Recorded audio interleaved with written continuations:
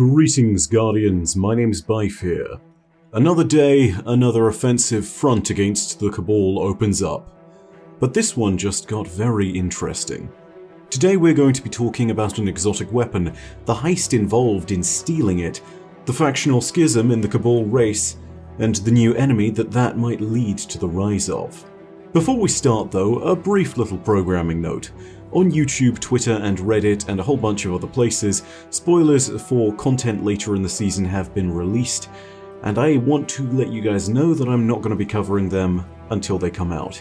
I endeavour to talk about things when the time is right and when we are ready to talk about them properly.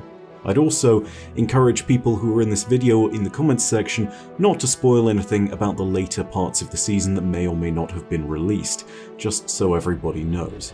You guys probably know what I'm talking about, but for those of you who don't, yeah, everybody who is here, just don't say anything, don't spoil things. General rule of conduct, I think we can all get behind that. With that said, our story today begins with Zavala summoning us back to the tower, where he informs us of a secret vault made to store weapons of critical importance to our ongoing fight.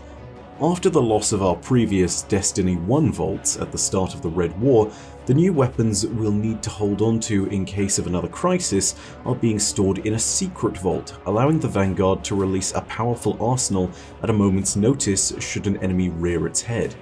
There's a secret passage to this arsenal in Zavala's private office, and the Vanguard commander asks us to head through, ignoring his personal effects, and then retrieve a particularly infamous Cabal hunter, the Fourth Horseman.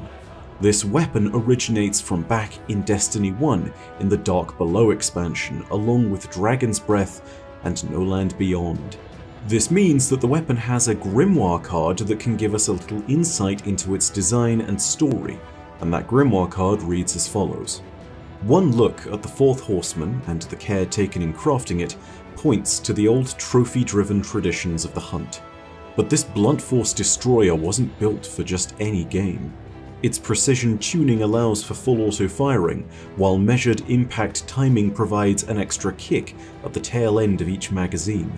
A needed failsafe designed specifically for the weapon's intended prey, the biggest game in the system, the Cabal. This weapon, according to the updates in-game, harkens back to the old bush hunting rifles that were used years and years ago.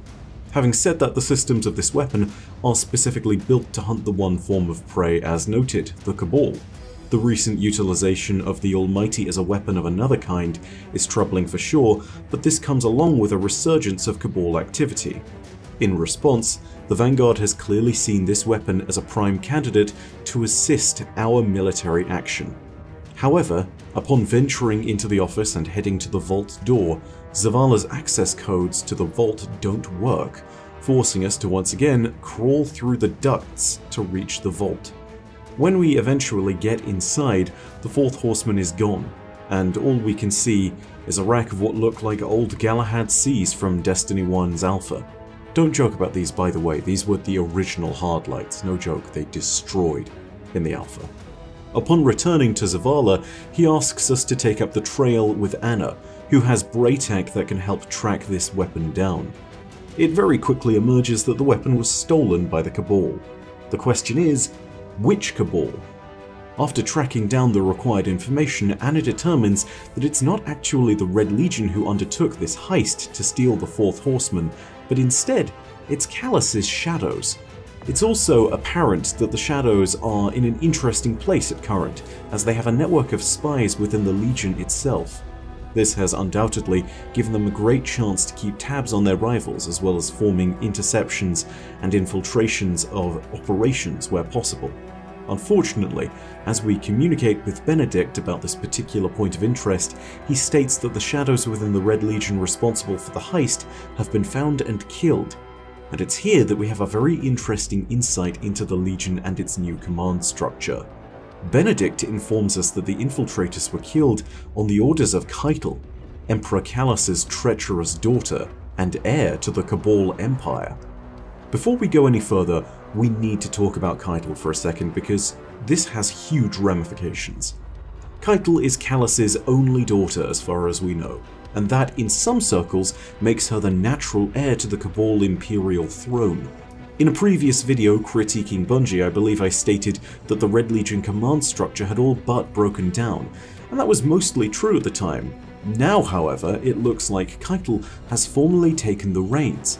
This is most certainly not good for us. Not since Val-Ka'ur has the Legion had a commander with stalwart authority over their ranks. It feels like they've been scrambling to stay in the system ever since we pushed them back 2 years ago, with minor offensives barely even making a dent up until the capture of the Sundial 3.5 months ago. Keitel isn't just Callus's daughter though, she's a staunch believer in Ghaul's old vision of a domineering, conquest-driven Cabal empire, and she has the tusks to match that ambition. She trained as a fighter pilot and was close friends with Evocate General and Primus of all legions Umun-Arath. The friendship between the two Cabal has not only allowed Keitel to enhance her training and combat skills, but also probably introduced her to the Cabal military at large as a figure worthy of respect, and that respect may well have been mutually fostered between the armed forces and the princess.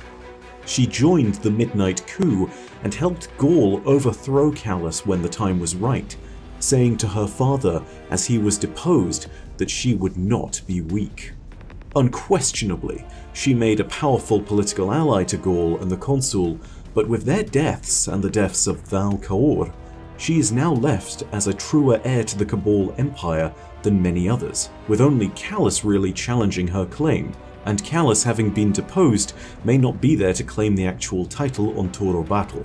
It appears that with her resurgence, Keitel is now a greater potential threat, and that's all the more reason to recover the Fourth Horseman from the Red Legion.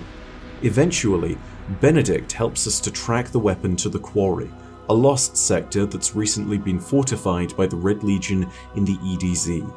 Upon making our way through this lost sector, we eventually retrieved the stolen goods, returning home with a powerful tool in our arsenal. With that, the story is over for the Fourth Horseman, but not for what it has led to. Keitel is a figure that we will undoubtedly hear more about as time goes on. She's an important figure in Cabal politics, and she'll inevitably bring Umun-Arath with her if ever she invades the system. Umun-Arath being a military commander worthy of great power and influence, having had all sorts of influence over the military and even the fleet. If we eventually face Keitel, and we defeat her as well as Umun-Arath, then the Empire will be riven asunder once again.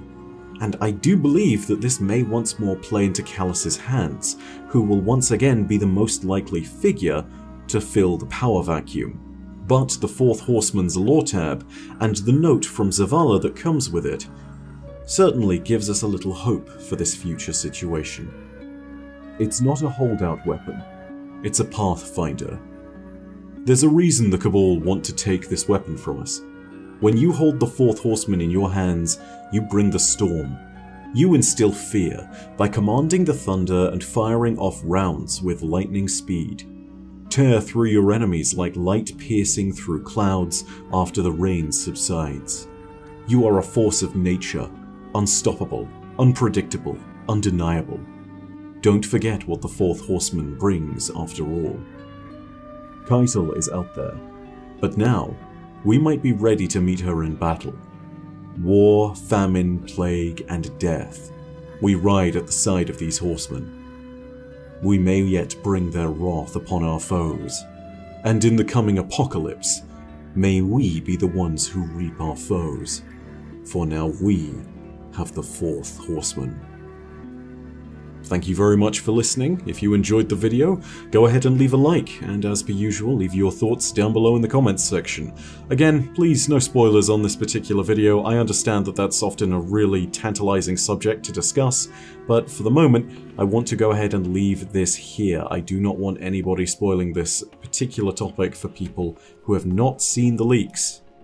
Please, be courteous to your fellow Guardians.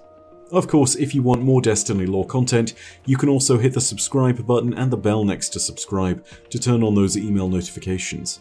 But of course, as per usual, your viewership is quite enough for me. And in the meantime, my name has been My Name is Byf. Perodacia Arastra. I'll see you starside.